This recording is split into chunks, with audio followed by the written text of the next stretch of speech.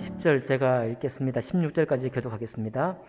이러므로 하나님의 자녀들과 마귀의 자녀들이 드러나나니 무릇 의를 행하지 아니하는 자나 또는 그 형제를 사랑하지 아니하는 자는 하나님께 속하지 아니하니라.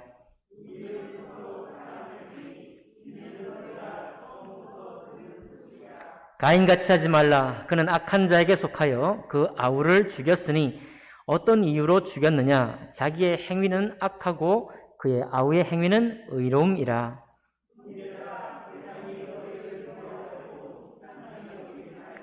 우리는 형제를 사랑함으로 사망에서 옮겨 생명으로 들어간 줄을 알거니와 사랑하지 아니하는 자는 사망에 머물러 있느니라.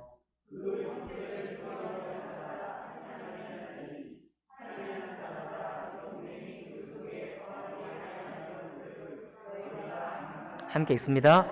그가 우리를 위하여 목숨을 버리셨으니 우리가 이로써 사랑을 알고 우리도 형제들을 위하여 목숨을 버리는 것이 마땅하니라. 아멘.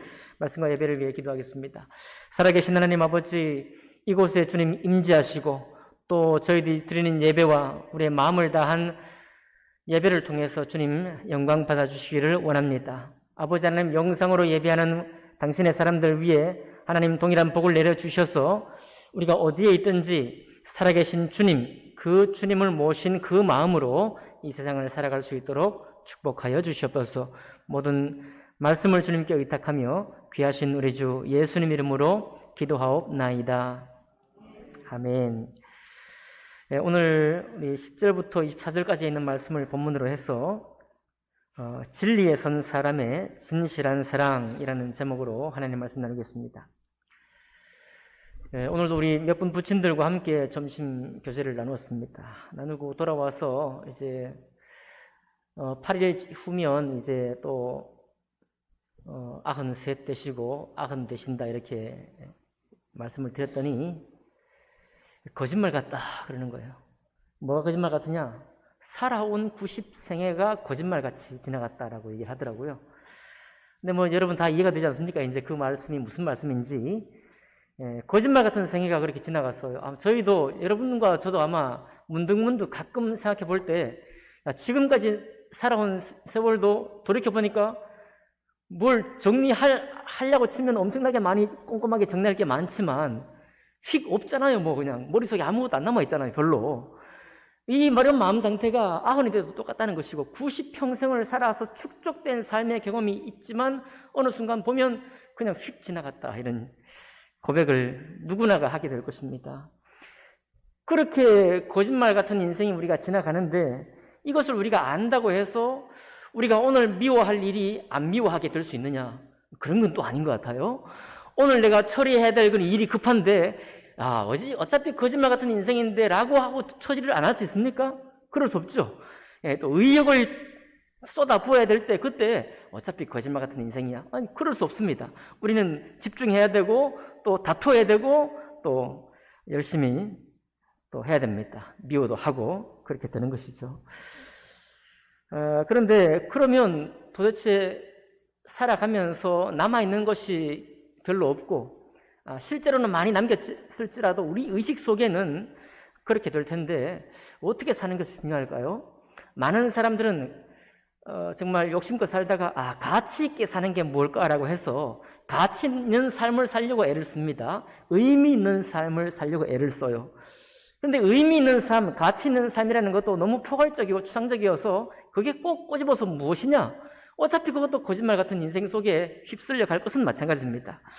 그러니 가치 있는 인생이다, 의미 있는 인생이다. 이것보다도 오늘 여러분과 저에게 하나님의 말씀이 우리에게 전해주시는 말씀은 뭐냐면 사랑이 있는 삶에 대해서 주님이 말씀하고 있는 것입니다. 사랑 안에 사는 삶에 대해서 우리에게 말씀해 주고 있어요. 여러분과 제가 그리스도인으로 살아가면서 우리가 정말 우리 마음 깊이 생각하고 다시 돌아갈 곳은 내 안에 내가 목표를 이루기 위해서 열심히 살기도 하고 좀 주변에 다른 사람 돌아보지 못할 만큼 시간이 없을 만큼 살기도 하겠지만은 그러나 그런 가운데서도 내가 사랑 안에 있고 또 사랑 안에 살고자 하는가라는 것을 우리는 확인해 봐야 되겠다라는 말씀입니다. 오늘 여기 10절에 보니까요. 이러므로 하나님의 자녀들과 마귀의 자녀들이 드러나나니 무릇 의를 행하지 아니하는 자나 또는 그 형제를 사랑하지 아니하는 자는 하나님께 속하지 아니하니라 이렇게 말하고 있습니다. 자, 오늘 요한일서 말씀에 계속 우리가 사랑에 관한 말씀을 보는데 이것이 구원을 고백하는 우리의 말씀하고 지난주에도 말씀드렸지만 약간의 거리감을 두고 있습니다. 구원은 분명히 영접하는 자 곧 그 이름을 믿는 자들에게는 하나님의 자녀가 되는 권세를 주셨다라고 말씀하셨고 또 사망에서 생명으로 옮겼느니라 말씀하셨을 때도 그 이름을 듣고 믿을 때에 그 이름을 듣고 예수 이름을 믿고 들을 때에 사망의 생명으로 옮겼다라고 분명히 말씀하고 있는데 여기 요한일서 이 말씀은 그런 구원의 방정식에 관해서 말씀하지 않고 내용을 말하고 있습니다. 내용. 의를 행하는 자가 하나님께 속한 자다. 또 사랑을 행하는 자가 하나님께 속한 자다라고 말하고 있습니다. 거꾸로 말하면 의를 행하지 아니하는 자는 하나님께 속한 자가 아니다. 형제를 사랑하지 아니하는 자는 하나님께 속한 사람이 아니다라고 선포하고 있습니다. 우리는 카톨릭하고 개신교의 차이점을 행위로 받는 구원이냐 아니면 믿음으로 받는 구원이냐 이런 얘기를 많이 해왔는데 오늘 요한일서는 그런 이야기를 하고 있지 않습니다. 아주 중요한 말씀을 하고 있어. 우리 개신교인 우리 또 신약교인 우리가 새롭게 들어야 할 말씀을 아니 오래전에는 당연하다고 생각했던 말씀인데 이것이 신앙생활을 하다 보니까 잘못 이해하고 있는 것들을 다시 조정할 필요가 있겠습니다. 어쨌든 10절은 분명히 말하고 있어요. 애누리 없이 말하고 있습니다. 의를 행하는 자가 하나님께 속한 자고 그 형제를 사랑하는 자가 하나님께 속한 자다. 분명히 말씀하고 있죠. 근데 그 말씀의 이유 그리고 사례를 누구를 드는가 하면 그 이유를 11절에 들고 있습니다. 우리는 서로 사랑할지니 이는 너희가 처음부터 들은 소식이라. 하나님은 사랑이십니다. 태초에 하나님이 계셨죠. 태초에 말씀이 계셨습니다. 동시에 그러므로 태초에 계신 하나님이 사랑이시기 때문에 태초에 뭐가 있었어요? 사랑이 있었습니다.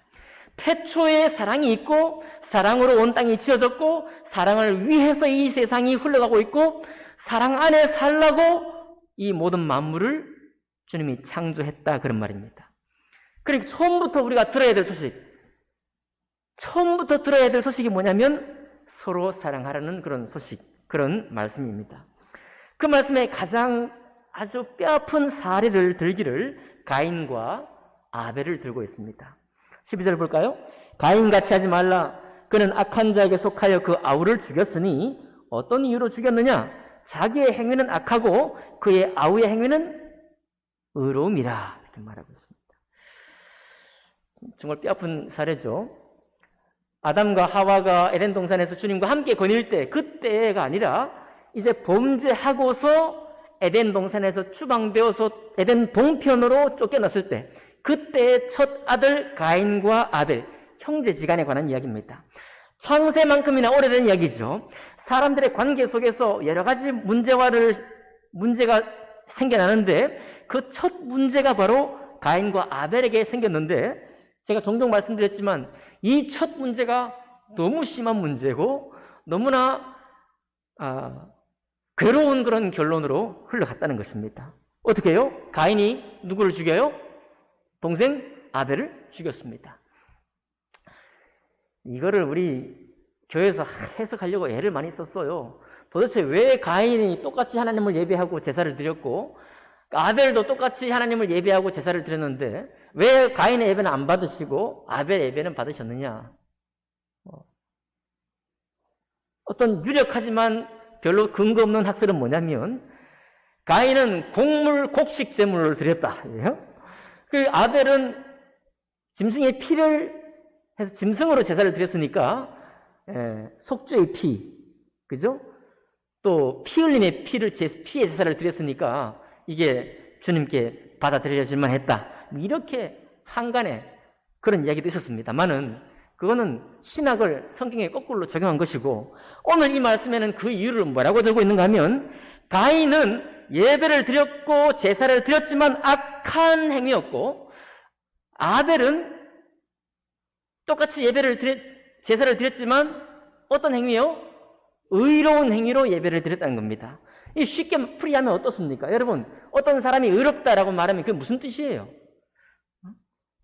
그 김수연이라는 그 학생이 일본에 가서 지하철에서 일본 사람이 그 위험한 상황에 처해 있을 때 자기 목숨을 두려워하지 않고 뛰어들어서 이렇게 자기가 결국은 세상을 떠나게 됐죠? 그럴 때 우리는 그를 기려서 뭐라고 합니까? 의인이라고 그러죠? 의롭다라고 말하잖아요.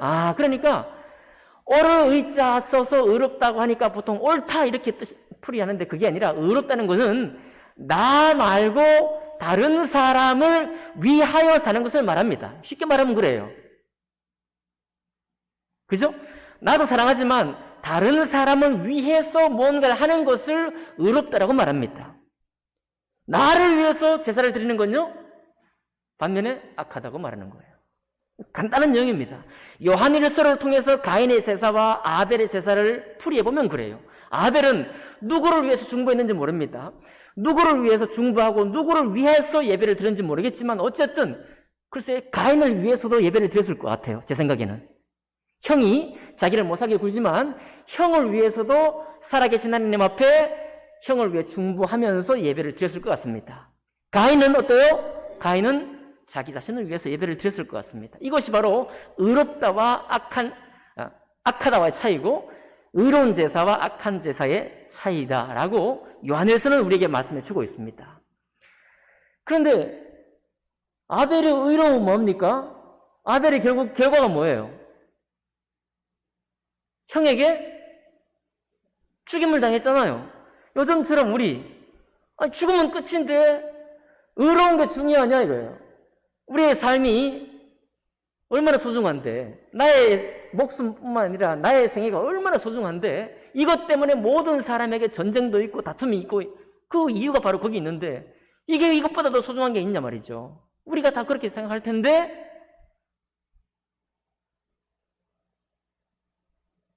아벨은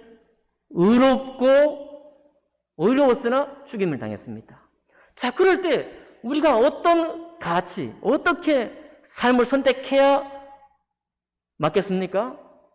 여러분 어떻게 선택하는 게 좋을 것 같아요. 제 생각에도 가인은 자기가 욕심껏 살고 제사도 드렸고 그리고 생애 오래 살면서 누릴 거 다 누렸다. 그런 생애가 있고 아벨은 의롭게 살고 타인을 위했지만 그러나 단명했다 이거예요. 살인을 통해 단명했다. 그런데 하나님이 여기서 무엇을 말합니까? 하나님께서 아벨의 죽음보다 더욱더 그 의로움을 칭찬하실 뿐만 아니라 그에게 영원한 생명이 있다라고 말하는 거예요. 아벨은 영원한 생명 속으로 들어갔고요. 가인은 그렇지 못했다라고 우리에게 말씀하고 있습니다. 근데 이게 얼마나 어렵습니까? 아벨이 어떻게 제사를 드렸든 가인이 어떻게 제사를 드렸든 가인의 눈에는 아벨이 화가 나는 겁니다. 질투하게 되는 거예요. 왜 내가 받을 하나님에 대한 기쁨, 하나님의 기쁨을 너만 받느냐 이거예요. 그것이 눈에 보이니까 가인이 그것을 참을 수가 없었습니다. 질투하게 되는 거죠. 이것이 가인과 아벨뿐만 아니라 성경 안에 있는 구약의 모든 수많은 인물 속에 사울과 다윗 가운데서도 우리가 적용했습니다. 우리가 수요 예배 동안에 그동안 충분히 봐왔습니다. 한나와 브닌나도 그랬죠. 똑같은 관계, 똑같은 입장이었지만은 그러나 하나님의 사랑, 하나님의 복 밖에 있을 때 얼마나 우리가 서로 질투가 일어납니까? 질투해서 마땅할 그때 주님께서 말씀하는 겁니다. 가인은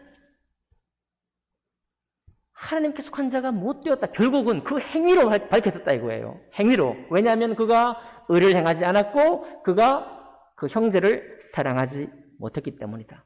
반면에 아벨은 의를 행했고 형제를 사랑했기 때문에 그는 의로울 뿐만 아니라 그가 바로 영생에 들어갔다라고 말씀하고 있는 거예요. 자, 이거 우리는 이제 약간 조금 놀라셔야 되는 게 뭐냐면 우리가 구원받고 천국을 고백하잖아요. 우리가 천국을 소망하면서 신앙생활을 하고 있잖아요. 그렇죠? 근데 이 요한일서를 보면 구원받았다는 사실만으로 그냥 마냥 안정감을 누리는 것은 옳지 않다는 거예요. 이거는 객관적으로 우리가 구원받았다는 사실만큼이나 우리의 실천적인 삶이 중요하다는 것을 말씀해 주고 있습니다. 내가 하나님의 사람이라는 그런 객관적인 그리스도인이라는 것, 구원받았다는 증거, 그 이상으로 나의 삶 자체가 의로운 삶을 위해서 예배를 하고 자기 형제를 사랑하는 그런 목적과 그 은혜를 내가 살아내기 위해서 내가 구원받았다는 사실을 기억하는 것이 중요하다고 말하고 있습니다.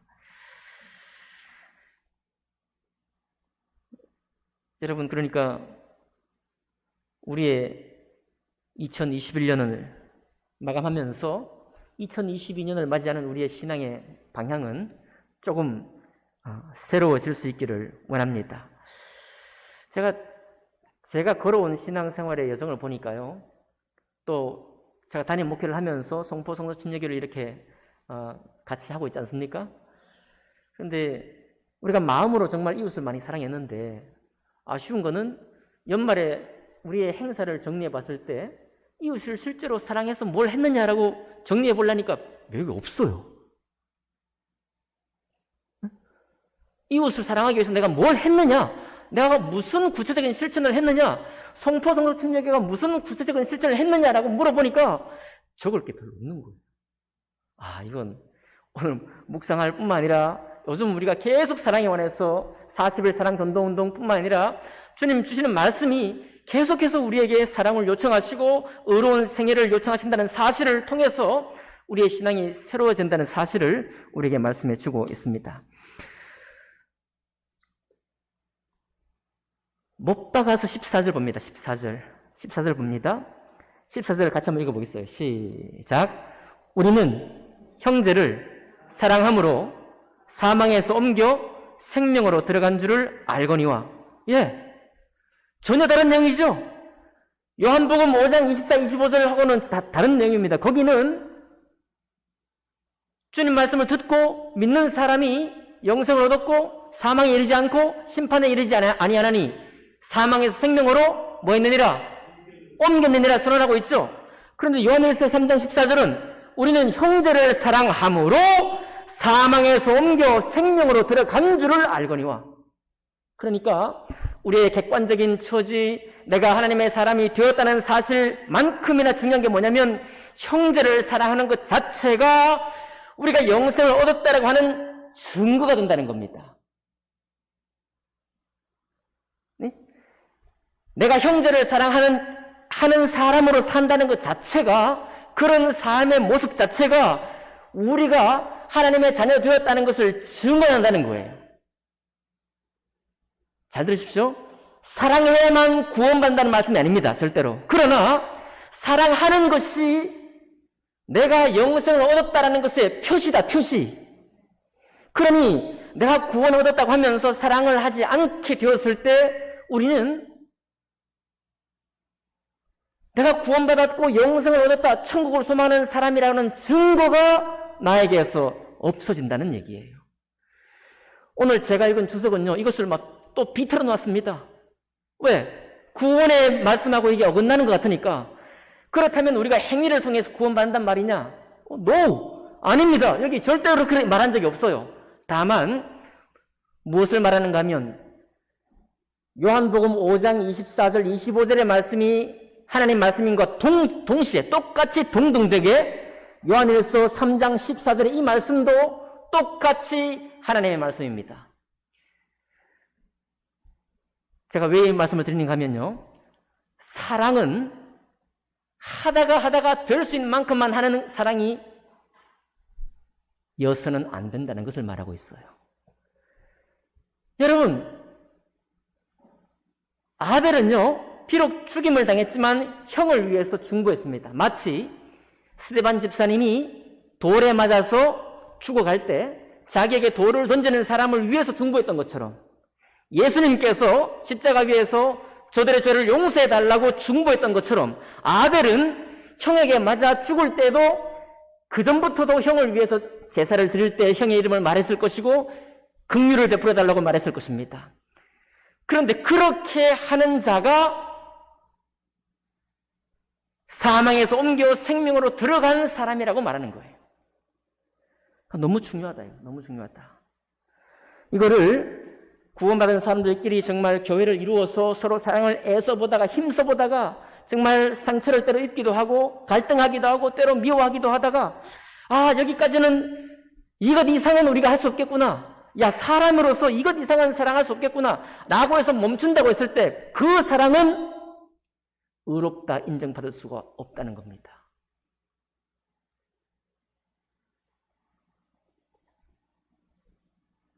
형 나쁜 사람, 가인은 정말 나쁜 사람이야. 내가 그렇게 중부하고 내가 그렇게 형을 위해서 기도했는데 나한테 이럴 수 있어? 라고 악감을 품었다면 아벨의 마음은 다시 패배자의 마음이 될 겁니다. 그런데 여기 이렇게 아벨을 높이는 이유는 아벨이 끝까지 형을 위해 중부했다는 뜻이에요. 끝까지 형제를 사랑하는 마음으로 살았다는 것입니다. 14절 하반절에 뭐라고 하고 있습니까? 사랑하지 아니하는 자는 사망에 머물러 있느니라. 예수 믿고 구원받았는데 사랑하지 아니하는 사람은 사망에 머물러 있느니라고 말씀하고 있습니다. 여러분 피곤하신데 괴로우십니까?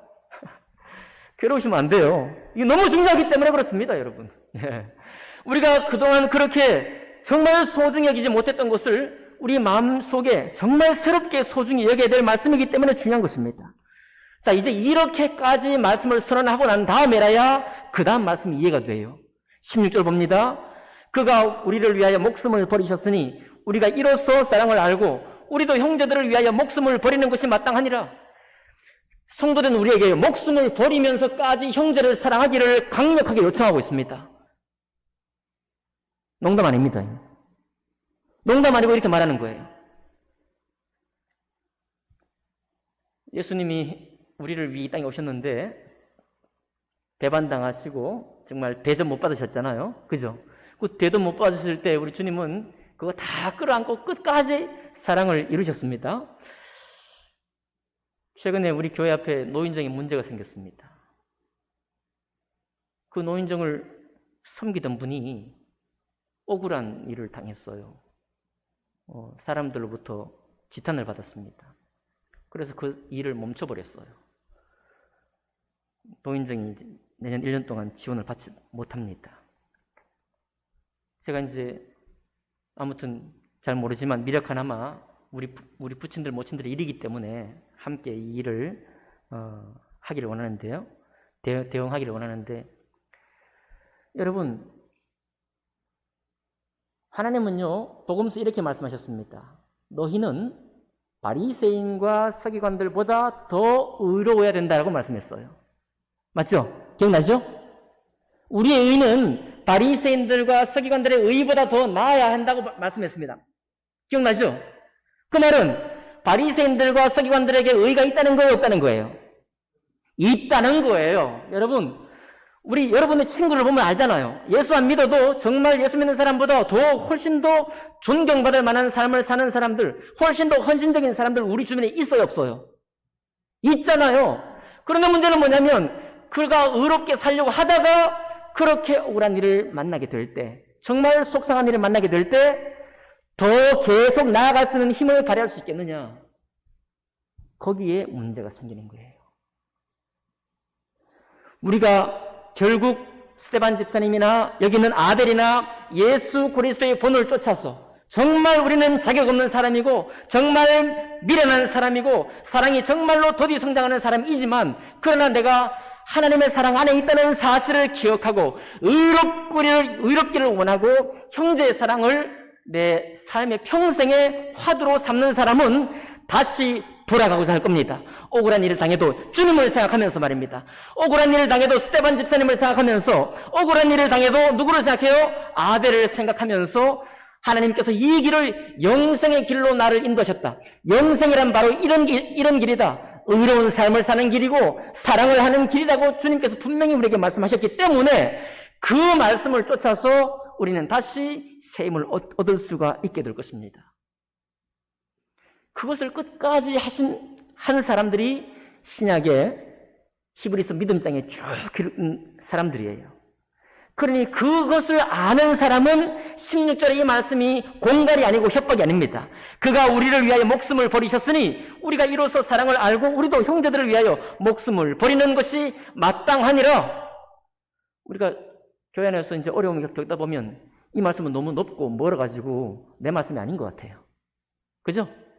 저도 저의 고백이고 여러분의 고백 아닙니까? 근데 주님은 물러나지 않아요. 주님은 의로운 사람과 하고 자기 형제를 사랑하라는 이 말씀으로부터 한 발짝도 물러서지 않습니다.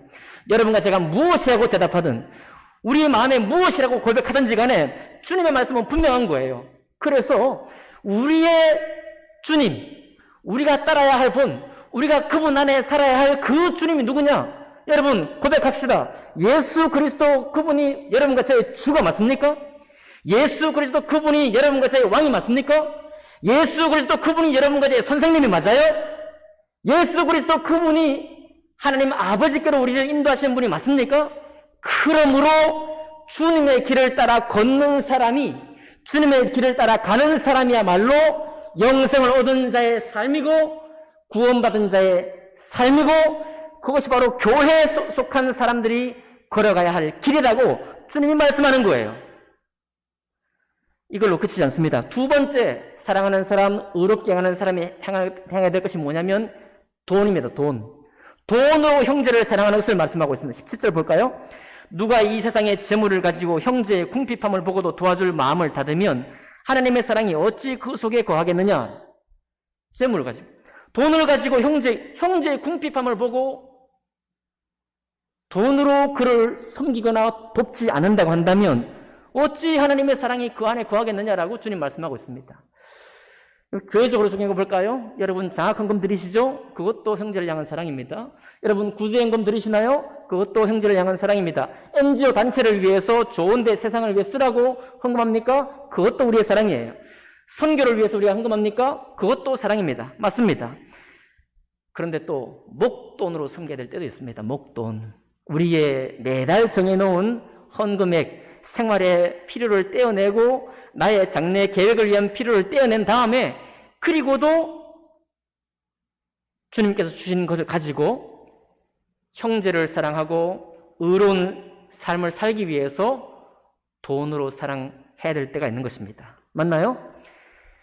저축하지 말라는 것도 아니고 우리 인생의 장래를 설계하지 말라는 것도 아닙니다. 그러나 우리에게 주신 돈으로 형제의 궁핍함을 보고 도와주는 것, 그것이 바로 실제로 내 입 아니고 내 마음이 아니라 내 삶으로 그 형제를 사랑하고 있다라고 할 수 있는 증거다라고 말씀하고 있습니다.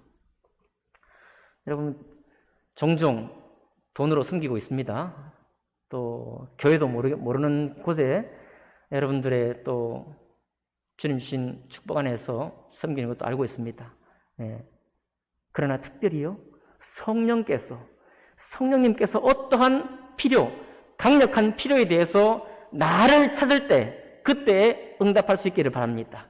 성령님께서 때로 어떤 필요를 통해서 송포성서 침례교를 사용하기 원하실 때 그때 응답할 수 있기를 원합니다. 이것은 전부 다 돈과 관련되어 있는 것입니다. 세 번째입니다.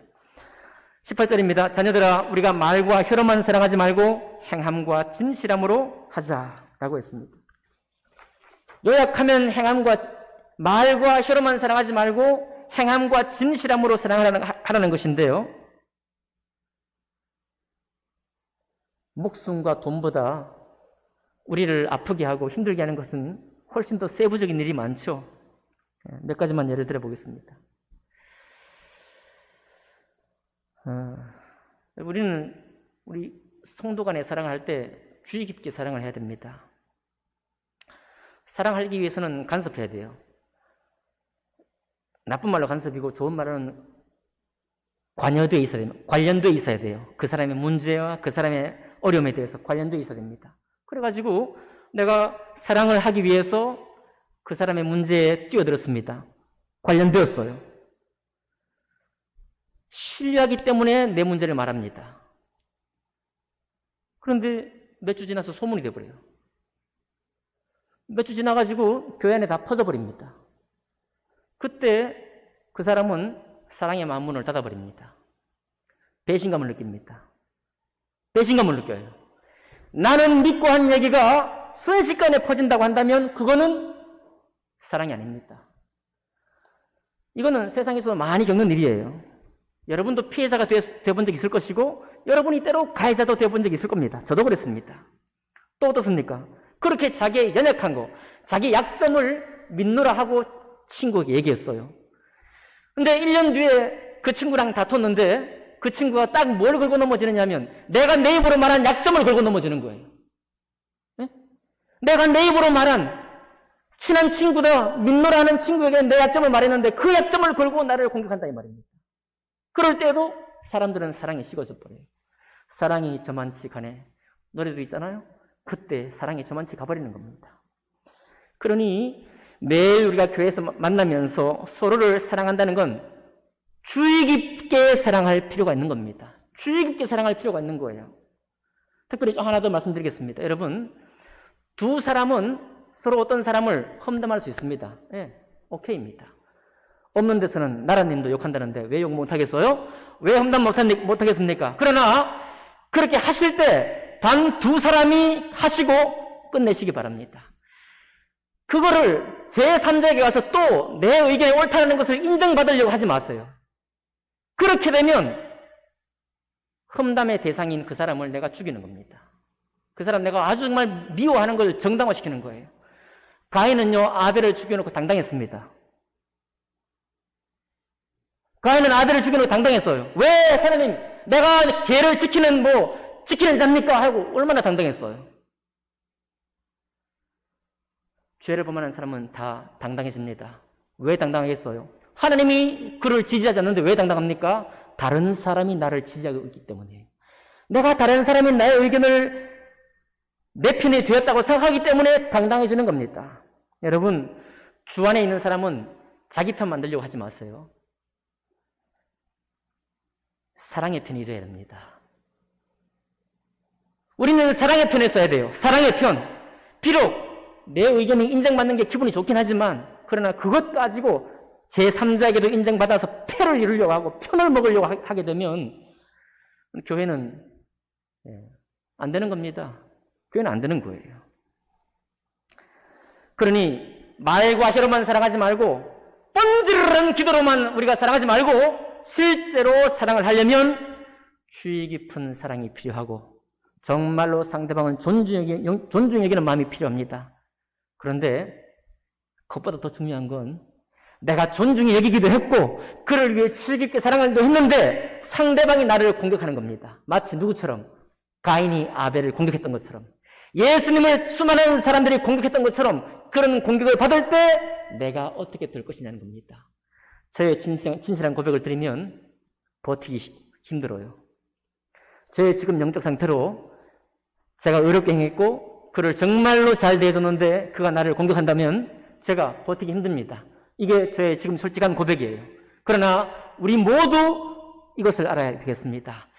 그때 스데반은 중보했습니다. 아멘 합시다. 그때 아벨은 가인을 위해서 예배를 드렸습니다.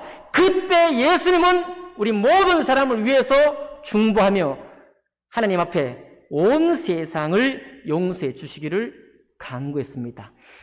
이것이 사랑하는 사람이 쫓아야 될 본입니다. 하나님을 아버지로 모시는 자가 바라봐야 될 소망이에요. 그리고 그 사람의 그 마음을 사망에서 옮겨 영생으로 들어간 자의 삶이라고 주님이 오늘 말씀하고 있는 것입니다. 아까도 말씀드렸지만 내년에 정말 지역사회를 좀 더 충실히 섬기기를 원합니다. 우리의 수고가 너무 짧았기 때문에요. 저의 수고가, 저의 관심도 너무 짧았기 때문에 좀 민망합니다. 사실 전도의 목적 말고 우리가 지역사회를 섬긴 적이 없어요. 전도의 목적 말고는 교회, 교인 만드는 것 외에는 정말 제대로 섬기지를 못했습니다. 그러나 그것을 섬기면서 할 수 있을까요? 그분들에게 필요한 대로 그분들의 처지에 내려가서 그분들과 함께하는 것, 그것이 봉사요 섬김일 것입니다. 여러분, 내년부터 우리는 본격적으로 주님의 사랑의 말씀을 실천해 갈 수 있기를 바랍니다. 마지막으로 말씀을 마무리하겠습니다. 요한일서 3장 23절 24절 봅시다. 제가 읽겠습니다. 그의 계명은 이것이니 곧 그 아들 예수 그리스도의 이름을 믿고 그가 우리에게 주신 계명대로 서로 사랑할 것이니라. 그의 계명을 지키는 자는 주 안에 거하고 그의 안에 거하시나니 우리에게 주신 성령으로 말미암아 그가 우리 안에 거하시는 줄을 우리가 아느니라. 그의 계명은 사랑입니다. 사랑을 행하는 사람은 주 안에 거하고 주는 그의 안에 거하시나니라고 말하고 있습니다. 자, 우리의 신앙을 다시 한번 새롭게 보겠습니다. 구원받았다는 사실이 중요한 것보다 훨씬 더 중요한 사실이 있는데, 훨씬 더는 아닙니다만은 구원받았다는 것을 우리가 정말 자랑으로 삼는 것만큼이나 중요한 사실이 있는데, 그게 뭐냐면 그분이 내 안에 거하시느냐 이거예요. 예수님의 사랑에 그 마음이 내 마음을 주관하고 있느냐가 훨씬 더 중요하다는 겁니다. 그분이 내 안에 거하시느냐? 이것을 성령이 우리에게 가르쳐 주는데, 우리가 사랑으로 행할 때 그때 성령으로 말미암아 그가 우리 안에 거하시는 줄을 우리가 알게 된다는 겁니다. 아멘 합시다.